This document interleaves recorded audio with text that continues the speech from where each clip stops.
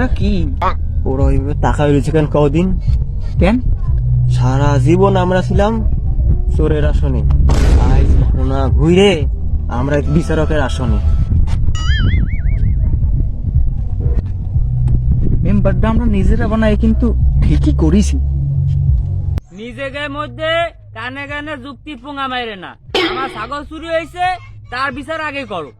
হুশিয়ার, সাবধান, করতে পারছি উস করে কেউ না মাতুব্বার। আমি বাজারের থলে নিয়ে বাজার করে বাড়ি যাচ্ছিলাম, থলে ভিতরে ছিল ডাটা। ওই আবার ছাগল দিয়ে কোন দৃষ্টিতে ভ্যাভা করে তাকিয়েছে, তা আমি দৌড়া নিয়ে বাড়ি চলে গেছি। কদিন মাতুব্বার, এরা কি আমার কোনো দোষ আছে নাকি? ভালো মানুষের কোনো দাম নেই নাকি? কি কদিনই কিরাম আবুল্লা চেহারা নিয়ে আমার দিকে তাকাইছে। আমি লভ্য মাতব্বর, আমি কি করি কদিন। কি সুন্দর ছেলে, মানবতা কাজ করেছে। আর শোনো রানা, তোমার ছাগল যে ও ডাটার দিক চোখ দিয়েছে, ওই ডাটা কেটে এনে খাওয়া যাবে? হ্যাঁ?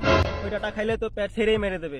তুমি ওর ডাটার দাম দিয়ে দেবা, আর তোমার ছাগল যে ও বাড়ি পর্যন্ত কষ্ট করে আগে যেতে, সেই কিচেনের দামও দিয়ে দেবা। মানবতা কোনো দাম নেই, এখানে সালিশ শেষ। ডাটার দামও দেবো, কিষানের দামও দেবো, তা ছাগলটাও তোমরা নিয়ে যাও। বা ও যে একটা মানবতা কাজ করছে, তা মানবতার দামরা দেবা না তুমি?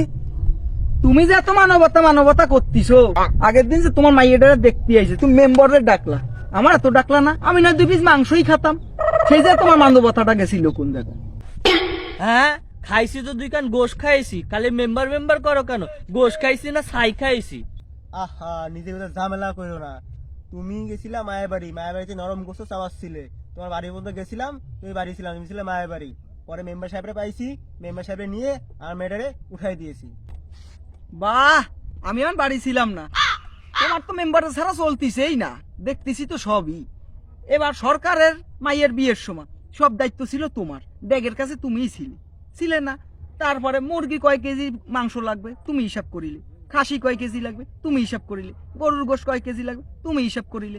তাহলে বরজাতি আইছে আসরের সময়, সেই সময় 1 পিস মাংস বাগে পাইলাম না। কিরম মাগবাড়ি ঠাবাও তুমি? আমি সবই মাইনে নিলাম, আমার মায়ের বিয়ে তোমার ডাকিনি, তাও মাইনে নিলাম। কিন্তু সরকারের মেয়ের বিয়ে ড্যাগের পাশে আমি ছিলাম, কিন্তু আমার মুখে সবসময় পান ছিল। তোমার জন্য সলিড মাংস উঠে রেখেছিলাম, ওই বেড়ে খেয়ে ফেলাইছি। আমার মুখে সবসময় পান ছিল, দেখো যতক্ষণ আমি ড্যাগের পাশে ছিলাম। তোরা দেখেছিলে না? তোরা দেখেছিলাম আমার মুখে পান ছিল?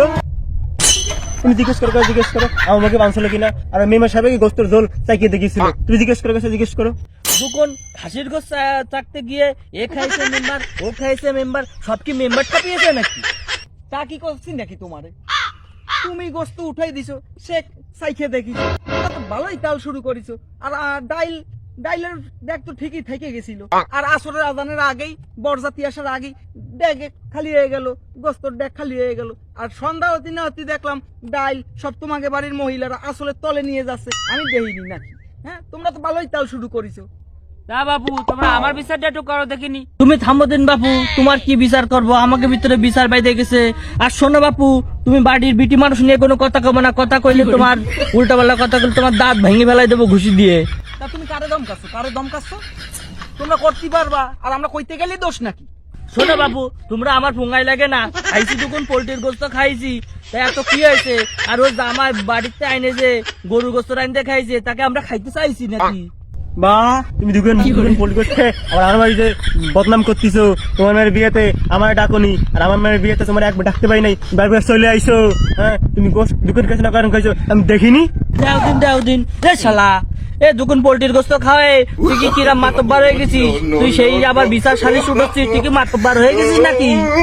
তুমি কি আমার জামাই হয়েছে নাকি তোমাকে গরু গোস্ত খাওয়াতে হবে? এই খবরদার, তোর এই কালো ঢেপসি মেয়ে আমার ঘরে উঠোনোর ধান্দা করিস না জনি। দাও দিন। এই শালা তুই চুপ করে একজন সেটা বলে পোল্ট্রির গোস্ত খাইছে, আর একজন গরুর গোশের ড্যাগই ফাঁকা করেছে। আমি মধ্যখানে পাতলা ডাল খেয়ে কি খাবো? ওই বেটা খাইনি। ওরে শালা, আবার রুখে আসতেছে 1 টাকা নেই থলিতে, আবার লাভ দিয়ে আসতেছে গলিতে। ওরে শালা, দাঁড়া তোকে একটু ছাপিয়ে নি।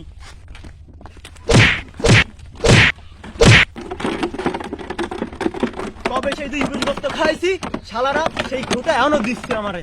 শালা, তুই যে পিস গোস্ত খাইছিস, তোর আমারে কি? এই রে, গোস্ত কা দাঁত ঠাপিয়ে দিয়েছে, এটা পকেটে থুয়ে দি, ইন্দুরে করতে ফেলাই দেবো আমি। এই রে, শালা ঠাপিয়ে দিয়েছে যে, আর থাকলে সে চেয়ারম্যানের কাছে কেস খাওয়া লাগবে না। আই রে, গায়ের মারার কাজ হয়ে গেছে। জেলে বসে গোস্ত খাওয়ার বদলে পান্তা ভাত খাওয়ার কাজ হয়ে গেছে। তোমার তো ধরে দেওয়ানি, তোমার তো ধরে দেওয়ানি, আমার দাঁত ভাঙে শেষ করে। তা বাপু আমার ছাগলের বিচারটা এ রানাকা, তুমি এখন ছাগল ছাগল নিয়ে বিচার শুরু করে না, তোমারে ঠাপানো শুরু হয়ে যাবে না। ও কুরবান কা, বিচার সালিশি করবা না? সালিশ না, সালিশ ঠিকই হতো নি, এইটা তো একটা ঝামেলা বাইরে গেছে। না করলে নাস্তা পানি দাও, খায় চলে যায়, আবার খিদা লাগিছে।